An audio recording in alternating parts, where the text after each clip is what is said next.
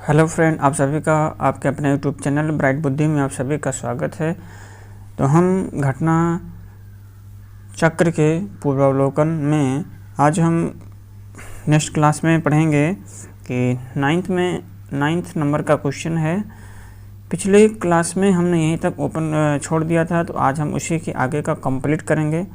Video अच्छा लगे तो लाइक कमेंट शेयर जरूर कीजिए अपने हित में दोस्तों के साथ, और जो पहली बार आए हों चैनल को जरूर सब्सक्राइब करें। तो चलिए शुरू करते हैं कि इंग्लैंड की रानी एलिजाबेथ प्रथम का समकालीन भारतीय राजा कौन थे। तो वो अकबर था। कौन था? इंग्लैंड की रानी एलिजाबेथ प्रथम का समकालीन भारतीय राजा कौन थे? तो वो अकबर था। इंग्लैंड की रानी एलिजाबेथ प्रथम का समकालीन भारतीय राजा अकबर था। और दिसंबर 1600 में इंग्लिश ईस्ट इंडिया कंपनी की स्थापना के समय इंग्लैंड की रानी एलिजाबेथ फर्स्ट थीं, और भारत में उस समय अकबर का शासन था और एलिजाबेथ फर्स्ट का शासन 1558 से लेकर के 1603 था। वही अकबर का शासन 1556 से लेकर के 1605 तक था। जहांगीर किस मुगल शासक के समय में सर थॉमस रो भारत आया था? किस मुगल शासक के समय सर थॉमस रो भारत आया था? तो वो जहांगीर के समय भारत आया था। विलियम्स हॉकिंस, जिसका जीवन काल या कार्यकाल जो था 1608 से 1611 तक, जहांगीर के दरबार में ईस्ट इंडिया कंपनी के द्वारा भेजा जाने वाला प्रथम अंग्रेज राजदूत था तथा ईस्ट इंडिया कंपनी के प्रतिनिधि के रूप में मुगल दरबार में उपस्थित होने वाला पहला अंग्रेज था। ये शाही दरबार में 3 वर्ष तक रहा और सम्राट जहांगीर ने उसे 400 का मनसब प्रदान किया। उसने हॉकिंस को इंग्लिश खान की उपाधि दे करके अर्मीनिया की एक स्त्री से उसका विवाह कर दिया। सर थॉमस रो ब्रिटिश सम्राट जेम्स प्रथम के द्वारा भेजा गया और प्रथम राजदूत था जो जहांगीर के दरबार में आया था। निम्नलिखित अंग्रेजों में से किसे जहांगीर ने खान की उपाधि से सम्मानित किया था? तो वो हॉकिंस थे, जिसे खान की उपाधि से सम्मानित किया था जहांगीर ने।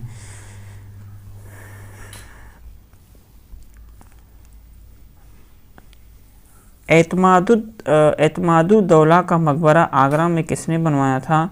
तो उसे नूरजहां ने बनवाया। एतमादुद्दौला का मकबरा नूरजहां ने 1622 से 28 ईस्वी के मध्य अपने पिता की मृत्यु के बाद बनवाया। ये आगरा में यमुना नदी के तट पर स्थित एक अत्यंत अलंकारिक इमारत है। यह चतुर्भुजाकार मकबरा बेदाग सफ़ेद संगमरमर का बना ऐसा पहला मकबरा है जिसमें बड़े पैमाने पर संगमरमर का प्रयोग किया गया तथा अलंकरण के लिए इस्लामिक भवनों में पहली बार पिट्रा ड्यूरा तथा संगमरमर में सोने तथा कीमती पत्थरों की जड़ावट शैली का प्रयोग किया गया। प्राचीन कार्य निम्न में से किससे संबंधित है? तो प्राचीन कार्य निम्न में से दीवारों में अर्ध कीमती पत्थर जड़कर फूलों की नक्काशी करना से संबंधित है। तो पच्ची कार्य या प्राचीन कार्य या इसे हम पिट्रा ड्यूरा कहते हैं। ये दीवारों में अर्ध कीमती पत्थर जड़ करके फूलों की नक्काशी करने से संबंधित है। ध्यातत्व है कि भारत में पिट्राड्यूरा नाम का जड़ायुकार सर्वप्रथम एतमाद-उद-दौला के मकबरे में किया गया था। इस मकबरे का निर्माण जहांगीर की पत्नी नूरजहां ने करवाया था। शाहजहां दिल्ली के लाल किला का निर्माण किसने करवाया था? तो दिल्ली का लाल किला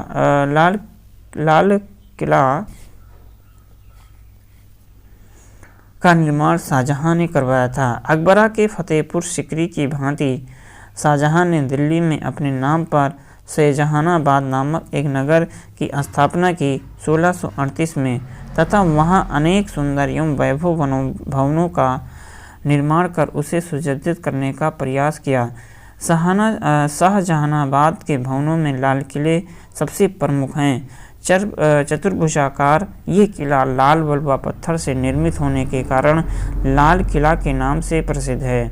इसका निर्माण कार्य 1639 में प्रारंभ हुआ तथा लगभग 9 साल में पूर्ण हुआ। इस किले की पश्चिम द्वार का नाम लाहौरी दरवाज़ा एवं दक्षिणी द्वार का नाम दिल्ली दरवाज़ा है।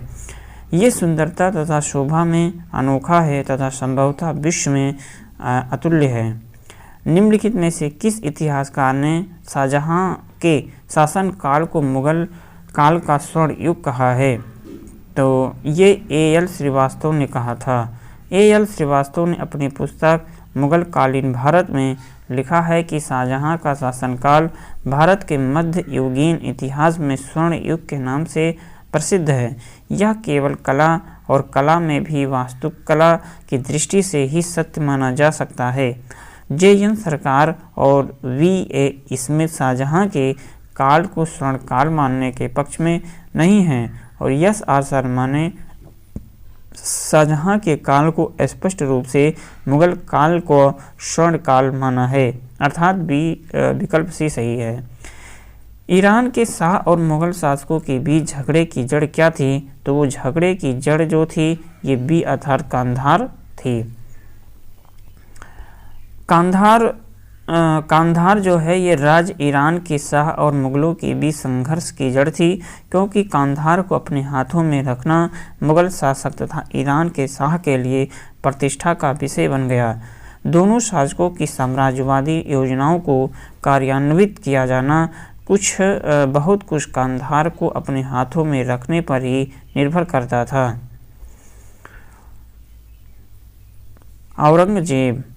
औरंगजेब के द्वारा चलाए गए जिहाद का अर्थ क्या है? तो जिहाद का अर्थ था दारुल इस्लाम। औरंगजेब सर्वोपरि एक उत्साही सुन्नी मुसलमान था। उसकी धार्मिक नीति सांसारिक लाभ के किसी विचार से प्रभावित नहीं थी। उदार के द्वारा विरुद्ध सुन्नी कट्टरता के समर्थक के रूप में राज सिंहासन प्राप्त करने वाले की हैसियत से उसने कुरान के कानून को कठोरता से लागू करने का प्रयत्न किया। इस कानून के अनुसार प्रत्येक धार्मिक मुसलमान को अल्लाह की राह में मेहनत करनी चाहिए। ये दूसरे शब्दों में अब तक के गैर मुसलमान देशों या दारुल हर्ब के विरुद्ध धर्म युद्ध करना चाहिए, जब तक कि वह इस्लाम के राज्य दारुल इस्लाम के रूप में परिवर्तित नहीं हो जाते हैं। सर्वप्रथम किस मुगल शासक ने ब्रिटिश के विरुद्ध संघर्ष किया था? तो ये औरंगजेब के विरुद्ध संघर्ष किया था। मुगलों का अंग्रेजों से पहली बार संघर्ष 1686 ईस्वी में औरंगजेब के शासनकाल में हुआ। मुगल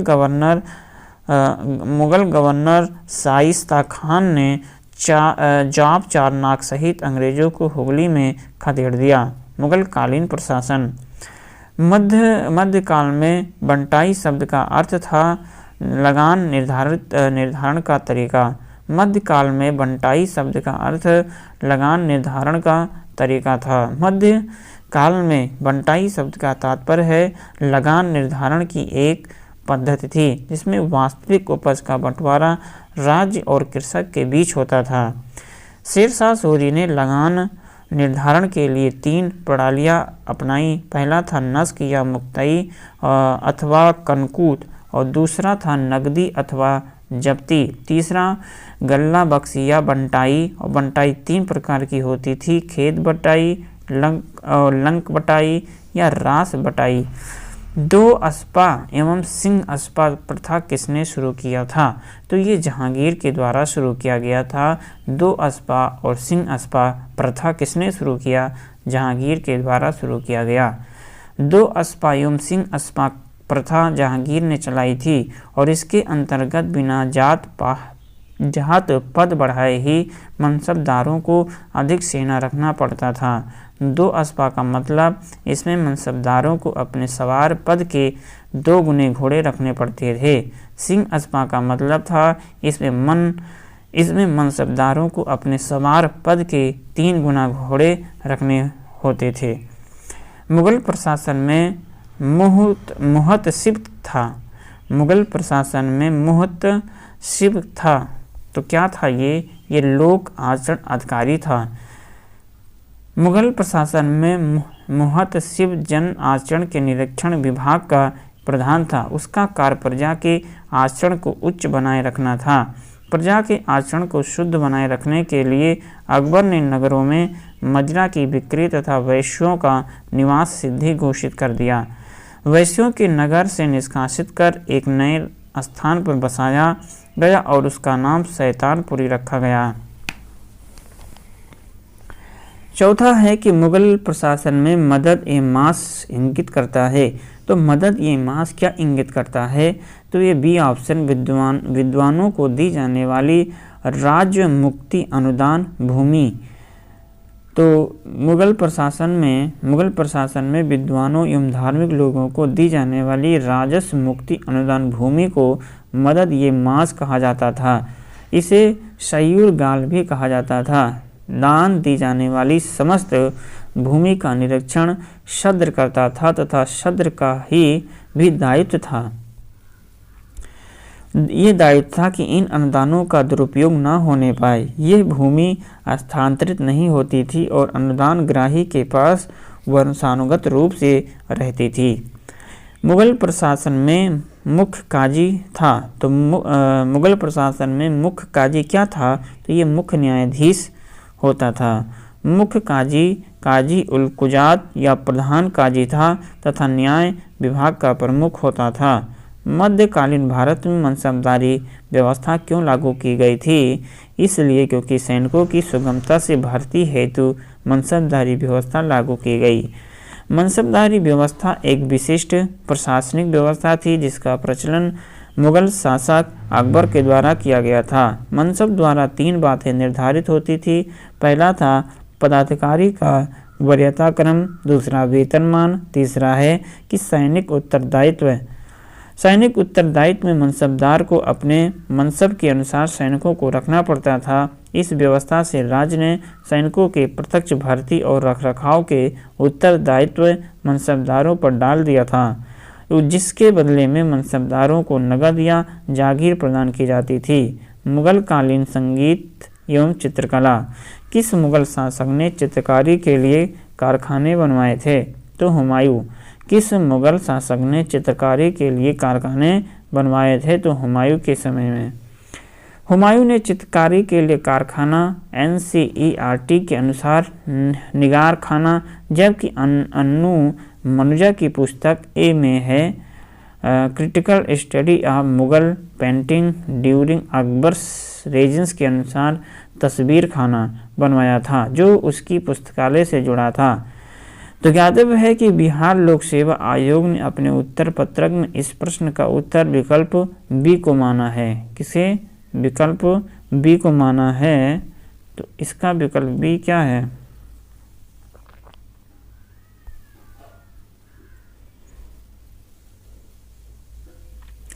अकबर। इसका विकल्प क्या है? अकबर। दास्तान-ए-अमीर अमीर हमजा का चित्रांकन किसके द्वारा किया गया था? तो ये है इस क्वेश्चन उत्तर में थोड़ा मतभेद है। अकबर ने अनेक ग्रंथों को चित्रित करवाया था। इसमें सर्वप्रथम दास्तान-ए-अमीर हमजा है। ये हुमायूं के काल में चित्रित होना आरंभ हुआ और अकबर के शासनकाल में पूर्ण हुआ था। हुमायूं के काल में चित्रित होना आरंभ हुआ और अकबर के शासनकाल में पूर्ण हुआ और बदायूनी और शाह नवाज खान के अनुसार इसे तैयार करने में 15 वर्ष लगे थे और पहले मीर सैयद अली तथा बाद में अब्दुस समद की देखरेख में प्रायः लगभग 50 चित्रकारों ने इसे तैयार करने में हिस्सा लिया।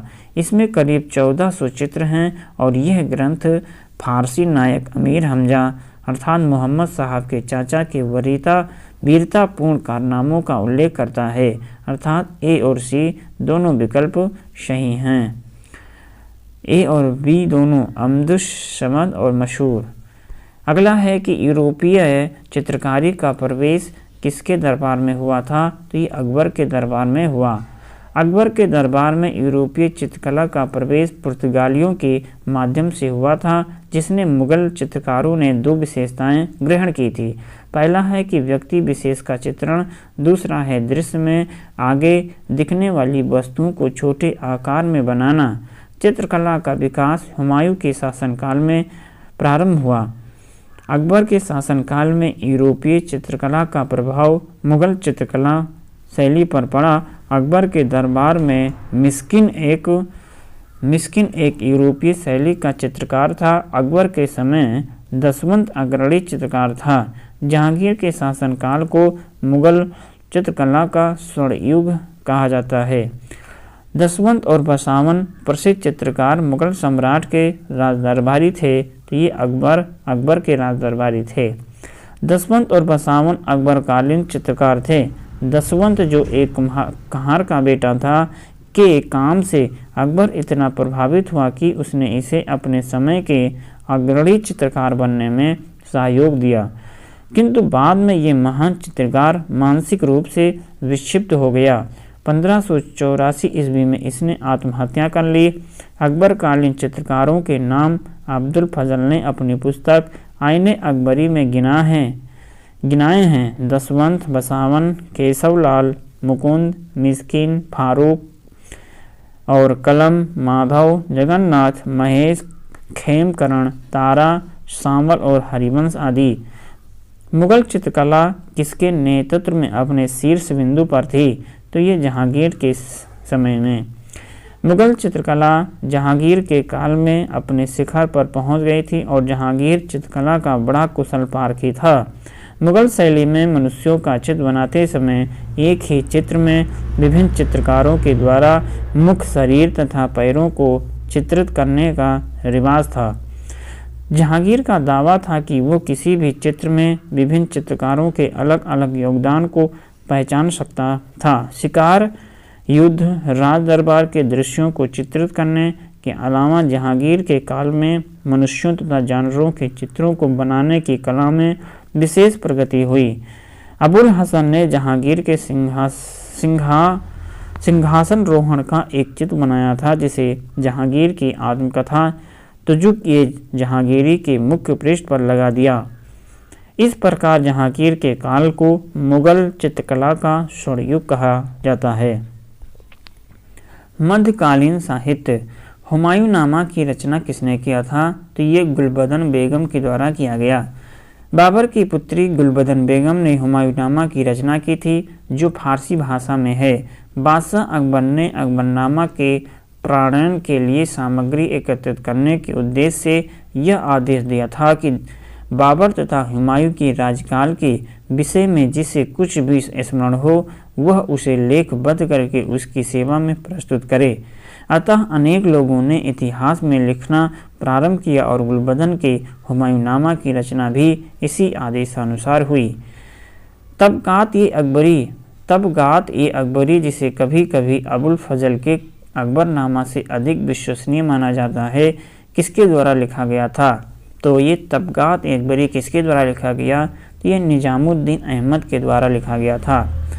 तबगात-ए-अकबरी की रचना निजामुद्दीन अहमद के द्वारा दी गई। मुगल कालीन इतिहास को जानने में इस रचना की महत्वपूर्ण भूमिका है। आईने अकबरी किसके द्वारा लिखी गई? तो आईने अकबरी अबुल फजल के द्वारा लिखा गया। आईने अकबरी अकबर के नौरत्नों में से एक अबुल फजल के द्वारा लिखी गई। यह अकबरनामा के 3 भागों में से तीसरा भाग है। इसमें अकबरकालीन शासन व्यवस्था का आधिकारिक वृत्तांत है।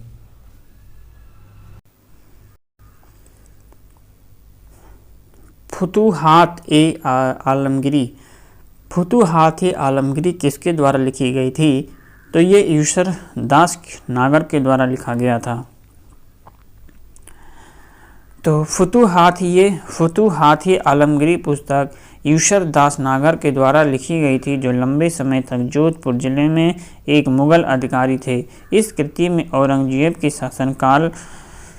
शासनकाल को 1698 ईस्वी तक की कुछ महत्वपूर्ण घटनाएं शामिल हैं। ये मालवा राजपूताना के प्रांतीय शासन पर भी पर्याप्त प्रकाश डालता है। इसमें उसके शासन काल के आसपास के रहस्यों की गहरी अंतर्दृष्टि शामिल है, जिसे आंशिक ऋणवादी, सांप्रदायिक, संप्रदायवादी और यहाँ तक कि जन विरोधी के रूप में पेश किया गया। ध्यातव्य है कि फतुह आलमगीरी सम्राट को या तो इस्लाम के समर्थक या हिंदू धर्म के उत्पीड़क के रूप में दर्शाता है। इसके अलावा न तो शिवाजी के साथ संघर्ष और न ही जसवंत सिंह की मृत्यु के बाद की घटनाओं को धार्मिक दृष्टि से सामने रखा गया। तुजुक-ए-बाबरी किस भाषा में लिखा गया? तो तुजुक-ए-बाबरी ये लिखा गया तुर्की भाषा में।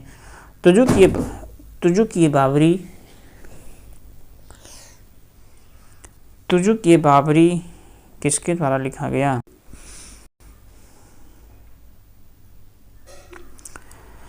तुजुक-ए-बाबरी को बाबर ने अपनी मातृभाषा तुर्की में लिखा था, जिसका फारसी अनुवाद बाबरनामा है। पाइंदा खान और अब्दुल रहीम खान खाना ने फारसी में इसका अनुवाद किया, जबकि बाबरनामा का अंग्रेजी में अनुवाद जॉन लेडेन और विलियम रस्किन ने किया था। मुगल काल विविध निम्नलिखित में से किस युद्ध में मुख्य विरोधियों का सही उल्लेख नहीं किया गया है? तो सी में नहीं किया गया है। पानीपत का द्वितीय युद्ध टीपू सुल्तान और मराठा के बीच नहीं हुआ था, ये रॉन्ग है। तो पानीपत का प्रथम युद्ध जो है ये 21 अप्रैल 1526 को बाबर तथा इब्राहिम लोदी के बीच हुआ था, जबकि हल्दी घाटी का जो प्रथम युद्ध अप्रैल 1576 में महाराणा प्रताप एवं अकबर के बीच लड़ा गया। वही पानीपत का द्वितीय युद्ध 1556 में सम्राट हेमचंद विक्रमादित्य अर्थात हेमू तथा अकबर की सेना के बीच लड़ा गया, जिसमें अकबर की सेना विजयी रही। कश्मीर का अकबर नाम से प्रसिद्ध सुल्तान कौन था? तो ये डी नंबर सुल्तान जैनुल आबिदीनी था। अकबर के समान धर्म सहिष्णु एवं सामाजिक कार्यों के लिए सुल्तान जैनुल आबिदीनी को कश्मीर का अकबर कहा जाता है। उसने संस्कृत के अनेक महत्वपूर्ण ग्रंथों का अनुवाद कराया तथा श्री भट्ट और मंसूर बिन अहमद जैसे वैदों को संरक्षण प्रदान किया था। निम्नलिखित में से किस बंदरगाह को मुगल काल के दौरान बाबुल मक्का या मक्का का द्वार कहा जाता था? तो ये सी अर्थात सूरत को कहा जाता था। मुगल काल के दौरान सूरत को बाबुल मक्का या मक्का का द्वार कहा जाता था, क्योंकि मक्का की तीर्थ यात्रा सूरत से शुरू होती थी। सूरत गुजरात का प्रमुख शहर है। ये अपने वस्त्रों के लिए जाना जाता है और हीरे की कटाई पॉलिशिंग के मुख्य केंद्रों में से एक है। विश्व के इतिहास में मध्यकाल के दौरान यह एक महत्वपूर्ण बंदरगाह था। इसे मक्का के द्वार के रूप में जाना जाता है, क्योंकि कई यात्री समुद्री मार्ग से सूरत में रवाना होते हैं और इसे पश्चिम एशिया के प्रवेश द्वार के रूप में भी जाना जाता है, क्योंकि सूरत अन्य एशियाई देशों में समुद्र मार्गों के माध्यम से व्यापार किए जाने वाले सामान और कपड़ों के प्रमुख केंद्रों में से एक था। सिख संप्रदाय। पटना में किस सिख गुरु का जन्म हुआ था? तो वहाँ पर गोविंद सिंह का जन्म हुआ था। गुरु गोविंद सिंह सिखों के 10वें गुरु थे, जिनका जन्म 1666 ईस्वी में पटना बिहार में हुआ, जबकि मृत्यु जो है 7 अक्टूबर 1708 में नांदेड़ महाराष्ट्र में हुआ था। मराठा राज्य और संघ। शिवाजी की राजधानी कहाँ थी? शिवाजी की राजधानी रायगढ़ में थी। 1674 में शिवाजी ने अपना राज्याभिषेक करवाया था 1674 में, तथा छत्रपति की उपाधि धारण की एवं रायगढ़ को अपनी राजधानी बनाया। उस युग के महान विद्वान बनारस के पंडित विश्वेश्वर उर्फ गंगा भट्ट ने उन्हें क्षत्रिय घोषित करते हुए उनका राज्याभिषेक करवाया। अष्टप्रधान मंत्री परिषद किसके राज्य प्रबंध में सहायता करती थी? तो ये शिवाजी के राज्य प्रबंध में सहायता करती थी। शिवाजी ने राज्य मराठा के प्रशासन के लिए केंद्रीय स्तर पर अष्टप्रधान की व्यवस्था की थी, जिसके अंतर्गत 8 मंत्रियों को नियुक्त किया गया था। इसमें पेशवा, अमात्य, मंत्री, सचिव, सुमंत, सेनापति, पंडित राव, न्यायाधीश शामिल थे। ये शिवाजी के राज प्रशासन में आधुनिक काल के सचिवों की भांति कार्य करते थे। इनका कार्य राजा को परामर्श देना मात्र था। इसे किसी भी अर्थ में मंत्रिमंडल नहीं कहा जा सकता। प्रत्येक मंत्री राजा के प्रति उत्तरदायी थे और इनका विवरण निम्नलिखित है। पेशवा जो है ये राजा का मंत्री होता था।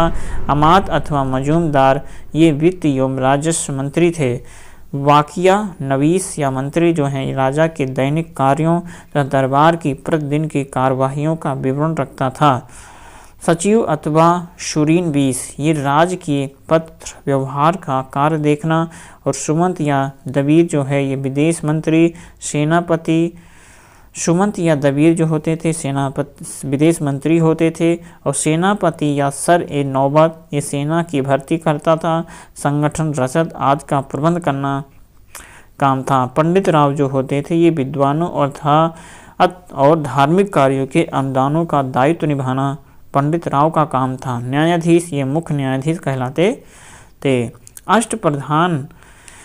अष्टप्रधान का गठन किसने किया था? तो ये शिवाजी ने किया था। अष्टप्रधान मंत्रिपरिषद थी कहाँ की थी? तो ये मराठा प्रशासन में था। सरंजामी प्रथा किससे संबंधित थी? सरंजामी प्रथा ये मराठा भू राजस्व प्रथा से संबंधित था। मराठा काल में सरंजामी प्रथा भू राजस्व प्रशासन से संबंधित थी। इस काल में मराठा जागीरदारों को सरंजामी भूमि उनके निर्वहन के लिए प्रदान की जाती थी। मुगल साम्राज्य का विघटन। मयूर सिंहासन पर बैठने वाला अंतिम मुगल सम्राट कौन था? तो ये मोहम्मद शाह थे। शाहजहां के द्वारा बनवाए गए प्रसिद्ध मयूर सिंहासन पर बैठने वाला अंतिम मुगल शासक मोहम्मद शाह था, क्योंकि इसके काल में नादिर शाह ने 1739 में भारत पर आक्रमण किया और करनाल युद्ध में मुगल सेना को पराजित किया था। समकालीन लेखक आनंद राम मुखलिस के अनुसार नादिर शाह अपने साथ 60,000 रुपये, कई हजार अशरफियाँ, 1 करोड़ रुपये का सोना, 50 करोड़ के जवाहरात, कोहनूर तथा तख्त ये ताउश जिसे मयूर सिंहासन कहते थे भी ईरान ले गया। निम्नलिखित में से किस मुगल बादशाह को वजीर गाजीउद्दीन ने दिल्ली में दाखिल नहीं होने दिया था? तो ये शाह आलम द्वितीय। शाह आलम द्वितीय का कार्यकाल 1762 से 1806 तक था और उसका वास्तविक नाम अली गौहर था। अपने पिता आलमगीर द्वितीय की मृत्यु के समय वो बिहार में था। यद्यपि उसे मुगल बादशाह घोषित कर दिया गया, किंतु मुगल दरबार की गुटबाजी के चलते वो बिहार में रहा और दिल्ली का सिंहासन 1760 से 1771 ईस्वी तक खाली पड़ा रहा। 1772 में मराठों की सहायता से ही वो दिल्ली पहुंच सका और शाह आलम द्वितीय के समय में ही दिल्ली पर अंग्रेज़ों का अधिकार 1803 ईस्वी में हो गया। अली गौहर का बिहार अभियान किस वर्ष समाप्त हुआ था? तो ये 1762। मुगल सम्राट अली गौहर ने 1762 में बिहार पर आक्रमण किया और पटना स्थित अंग्रेजी फैक्ट्री में राज्याभिषेक किया और अपना नाम शाह आलम द्वितीय रखा। इसके समय में ही पानीपत का तृतीय युद्ध 1761, बक्सर का युद्ध 1764 हुआ। मुगल बादशाह बहादुर शाह जफर के बारे में कहा जाता था कि उसके साम्राज्य की सीमा थी, तो बहादुर शाह जफर के बारे में नहीं, बल्कि मुगल शासक शाह आलम द्वितीय के बारे में फारसी भाषा में कहावत थी कि सल्तनत ए शाह आलम अज दिल्ली ता पालम, अर्थात शाह आलम के काल में मुगल साम्राज्य सिकुड़ते सिमटते दिल्ली के लाल किले से पालम गांव तक रह गया था। बिहार लोक सेवा आयोग ने इस प्रश्न को निरस्त कर दिया है और इसी के साथ ये मध्यकालीन भारत का इतिहास समाप्त होता है।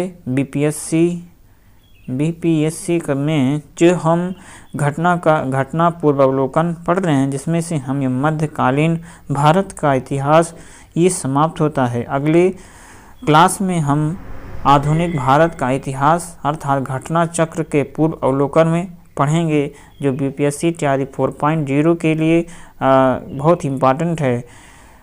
तैयारी 4.0 क्लास 1 से 5 की तैयारी जो कर रहे हैं वो उनके लिए बहुत ही इम्पोर्टेंस होने वाला है आधुनिक भारत का इतिहास। तो हम अब अगली क्लास में पढ़ेंगे। तो आज के लिए बस इतना ही। आज से ये मध्यकालीन इतिहास क्या है समाप्त होता है। तो चलिए हम मिलेंगे अब अगले दिन। तब तक आप पढ़ते रहें, मस्त रहें। नमस्कार।